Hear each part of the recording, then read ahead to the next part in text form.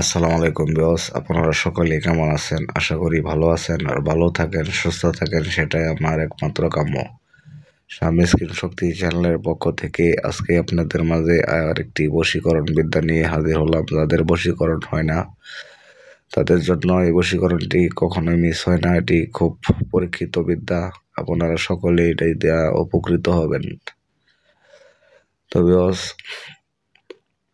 এই বশীকরণটা আপনারা করে দেখুন, আপনারা ব্যর্থ হবেন না। এই বশীকরণটি সবার হাতেই হবে, সবাই করতে পারবেন।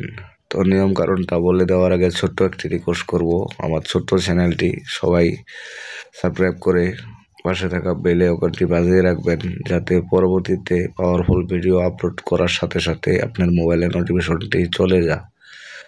তোমার একটি ভিডিও যে কোনো সময় আপনার প্রয়োজনে আসতে পারে। তো ভিউয়ার্স, আমি একটি স্ক্রিনে একটি নকশা দিয়ে দিব।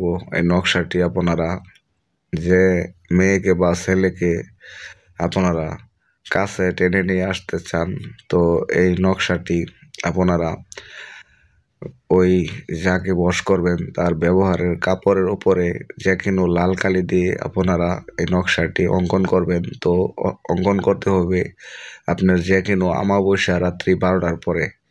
তো আপনারা সকলেই জানেন যে প্রতি মাসে একটি অমাবস্যা আসে। তো ওই অমাবস্যা রাতেই শুধু এই কাজটি করা যাবে। যাদের বশীকরণ হচ্ছে না শুধু তাদের জন্য, যে অনেক টাকা পয়সা নষ্ট করছেন। তো এই কারণে আজকের বিদ্যাটি দেওয়া। এটি শুধু অমাবস্যা রাত্রিতে করবেন, অমাবস্যা রাত্রিতে করবেন। একদিন করলে হয়, তো অমাবস্যা রাত্রিতে শুরু করবেন, কাজটি 3 দিন করবেন। একদিন করলে হয়, তারপর আপনি 3 দিন করবেন। তো একদিনে হতে পারে, সর্বোচ্চ 3 দিনের মধ্যে আপনার লোক হাজির হবে পাগলের মতো, হুঁশসারা হয়ে বেহুশ হয়ে চলে আসবে। এটি একটি চালান বিদ্যা বশীকরণ। তো আপনারা কাজটি করে দেখুন। তো নিয়মটি ভালোভাবে শুনে তারপরে কাজটি করবেন।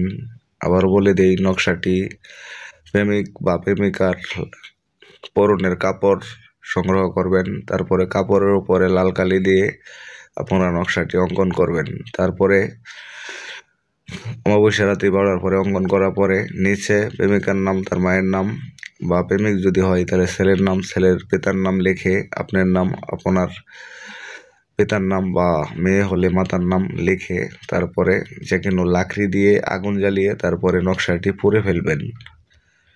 এটি একটি পুরানো নকশা। এই নকশাটি সবাই আপনারা পারবেন। পড়ার সাথে সাথে এটার যে জিনের মক্কেল আছে হরফের, তো সাথে সাথে চালান হয়ে যাবে। আর পোড়ানোর আগে অবশ্যই আপনার শরীরটা পারফেক্টভাবে বন্ধ করে নেবেন, যাতে আপনার কোনো ক্ষয়ক্ষতি না হয়। এই ধরনের নকশা পড়তে গেলে নিজের উপরে অনেক সময় প্রয়োগ পড়ে যা, শরীর বন্ধ থাকলে। যারকে বশ করবেন যদি তার শরীর বন্ধ থাকে, তে আপনি অসুস্থ হয়ে যেতে পারেন। তো অবশ্যই শরীর বন্ধ থাকলে ওই কাজটা হবে।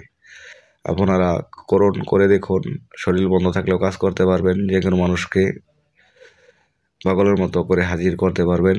তো শরীরটা বন্ধ করে বেঁধে তারপরে আপনারা কাজটি করবেন। তো নকশাটি লেখার পরে আপনারা জাগ্রত করে নেবেন। জাগ্রত করার অনেক মন্ত্রতন্ত্র আমার চ্যানেলে দেওয়া আছে, তারপরে আপনারা ভিডিও দেখে নেবেন। আর যদি জানা থাকে তো ভালো, আর যদি না জানেন তো আমি আবারও বলে দিতেছি, আপনারা শুনে নেবেন, শুনে মুখস্থ করে নেবেন, আমি লিখে দেব না। তো মুসলিম যারা আছেন, মুসলিম ভাই বোনেরা, তারা আপনারা বলবেন নকশাটি হাতে নিয়ে 2 হাতে চাপ দিয়ে ধরবেন। 2 হাতে চাপ দিয়ে ধরে তারপরে বলবেন জাকরে তাবিজ জাক। তাবিজ না তো নকশা, নকশাকে বলা হয় কবচ। তো আপনারা বলবেন জাকরে কবচ জাক, যে কাজে জাগায় সে কাজে যাক, যদি কবচ না জাগে আল্লাহ মোহাম্মদের দোহাই লাগে। তো এই কথাটি 3 বার বলে 3টি ফু দিবেন। আর যদি অন্য জাতি ভাই বোনেরা হন, হিন্দু খ্রিস্টান বা অন্য যে কোনো ধর্মের, তারা বলবেন যে জাকরি নকশা যাক, যে কাজে জাগায় সে কাজে যাক, যদি নকশা না জাগে তো দক্ষিণা কালিকার কলেজা ফাটে। তো এটি বলে 3 বার বলে 3টি ফু দিবেন, তার ওই নকশা জেগে যাবে। না হলে 7 বার বলবেন, নকশা জেগে যাবে। তাৎক্ষণিক সহজেই নকশা জাগাতে পারবেন। তো নকশাটি জাগানো হয়ে গেলে তারপরে আগুনে পুড়ে ফেলবেন, লাকড়ির আগুনে আপনারা পুড়বেন। তো লাকড়ির আগুনটা চেষ্টা করবেন মিষ্টি জাতীয় ফল গাছের লাকড়ি দিয়ে আগুন ধরানোর জন্য, যেরকম আপনার আম গাছ আছে এরকম, বা ডালিম গাছের খড়ি যদি না পান তা আম গাছের খড়ি দিয়ে, বা যে কোনো ফল জাতীয় মিষ্টি গাছ ফল জাতীয় গাছের খড়ি দিয়ে আপনারা নকশাটি পড়বেন। এমনকি নকশাটা লেখার আগে অবশ্যই মিষ্টি জাতীয় মুখে কিছু দিয়ে নেবেন, দেওয়ার চেষ্টা করবেন। যে কোনো কিছু মিষ্টি জাতীয় জিনিস মুখে রেখে তারপরে নকশাটি অঙ্কন করার চেষ্টা করবেন। তো ভালোভাবে আপনারা নিয়মকানুন মেনে ফলো করে নকশা অঙ্কন করবেন, কাজ করবেন। তো কম সহজেই কাজ হয়ে যাবে। আর যদি নিয়ম ফলো না করেন তাহলে আজীবন কাজ করলেও হবে না। তো নকশাটি লিখবেন পশ্চিম দিকে মুখ করে, আগরবাতি মোমবাতি জ্বালিয়ে জায়নামাজে বসে তারপরে কাজটি করবেন। আর যদি জায়নামাজ না পান তাহলে যে কোনো একটা পরিষ্কার স্থানে কাজটি করবেন। আর মুসলিম ভাইয়েরা অজু গোসল করে নেবেন, আর অন্য অন্য জাতি ভাইয়েরা দাঁত ব্রাশ করে গোসল করে নেবেন, তাতেই হবে। তো বুঝতে যদি কোনো ধরনের অসুবিধা হয় তো অবশ্যই কমেন্টে জেনে নেবেন। সবাইকে অনুমতি দিয়ে দিলাম, আমার কাজটি করে দেখুন, সবাই উপকৃত হবেন। সবাই এই বিদ্যাটি দিয়ে আপনারা সফল হবেন, টাকা পয়সা নষ্ট করতে হবে না, সহজ পদ্ধতি। তো আপনাদের কাছে ছোট্ট একটি রিকোয়েস্ট, আপনারা আমার এই ভিডিওটি 10টি শেয়ার দিয়ে দেবেন। তবে সবাই ভালো থাকবেন, সুস্থ থাকবেন। আসসালামু আলাইকুম।